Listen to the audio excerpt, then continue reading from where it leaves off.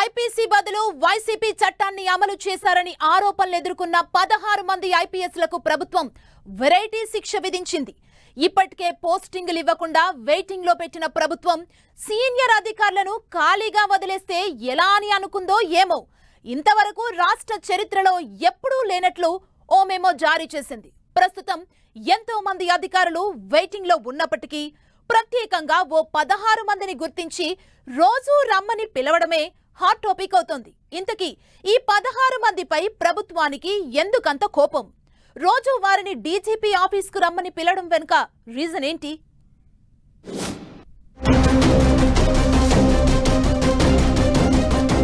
రాష్ట్రంలో 16 మంది ఐపీఎస్ అధికారులపై ప్రభుత్వం కఠిన చర్యలకు రంగం సిద్ధం చేస్తోందా అనే అనుమానాలు వ్యక్తమవుతున్నాయి. జూన్లో చంద్రబాబు ప్రభుత్వం అధికారంలోకి రాగానే పోస్టింగులు ఇవ్వకుండా పక్కన పెట్టిన ఆ 16 మందిని ఖాళీగా ఉంచకుండా వెరైటీగా శిక్షించాలని భావిస్తోంది. వెయిటింగ్ లో ఉన్నామని ఇళ్లలో రెస్ట్ తీసుకోకుండా రోజు డీజీపీ ఆఫీస్ కు వచ్చి వెళ్లాలని మెమో జారీ చేసింది. ఇలా ప్రత్యేకంగా 16 మంది అధికారుల పేర్లు సూచిస్తూ వారు రోజు డీజీపీ ఆఫీస్ కు రావాలని, ఖచ్చితంగా సాయంత్రం 5 గంటల వరకు డీజీపీ ఆఫీసులోనే అందుబాటులో ఉండాలని ఆదేశించడమే చర్చనీయాంశమవుతోంది. 16 మంది ఐపీఎస్లకు ఏ పని లేకుండా ఖాళీగా ఉంచడమే శిక్ష అన్నట్లు ప్రభుత్వం ఆదేశాలు జారీ చేయడమే పోలీసు సర్కిల్స్ లో హాట్ టాపిక్ గా మారింది. గత ప్రభుత్వంలో హద్దులు మీరి ప్రవర్తించడంతోనే 16 మంది ఐపీఎస్లకు వెరైటీ శిక్ష విధించినట్లు అమరావతిలో టాక్ వినిపిస్తోంది.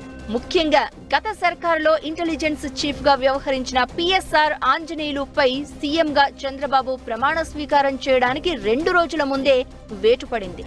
ఈయన ఐబీ చీఫ్ గా ఉండగా టీడీపీ నేతలను వేధించారనే ఆరోపణలు ఎదుర్కొన్నారు. ప్రభుత్వం మారిన తర్వాత ఆంజనేయులుకు గడ్డు పరిస్థితులు ఎదురయ్యాయి. ఆయనను కలిసేందుకు కూడా సీఎం చంద్రబాబు అంగీకరించకపోవడంతో ఆంజనేయులు వీఆర్ఎస్ కు ప్రయత్నించారనే టాక్ వచ్చింది. ఇప్పుడు ఆయనను రోజు రమ్మని పిలవడం సీనియర్ ఐపీఎస్ కు అవమానకరమైన అంశమే అంటున్నారు. ఇక డీజీపీ హోదాలో ఉన్న పివి సునీల్ కుమార్, ఏడీజీపీ హోదాలో ఉన్న ఎన్ సంజయ్ వంటి సీనియర్లు సైతం ప్రభుత్వం హిట్ లిస్ట్ లో ఉన్నారు. వీరు ప్రస్తుతం వెయిటింగ్ లో ఉన్నప్పటికీ ఖాళీగా కూర్చోకుండా ఆఫీసుకు రావాలని సూచించడం ద్వారా వారి పట్ల ప్రభుత్వ వైఖరి ఎలా ఉండబోతోందో స్పష్టం చేసినట్లయింది. వీరిలో సునీల్ కుమార్ ఎమ్మెల్యే రఘురామకృష్ణం రాజును కస్టోడియన్ టార్చర్ కు గురి చేశారనే ఆరోపణలు ఎదుర్కొంటూ ఉండగా, చంద్రబాబు అరెస్టు సమయంలో అత్యుత్సాహం ప్రదర్శించారని సంజయ్ పై ప్రభుత్వం కన్నెర చేస్తోంది.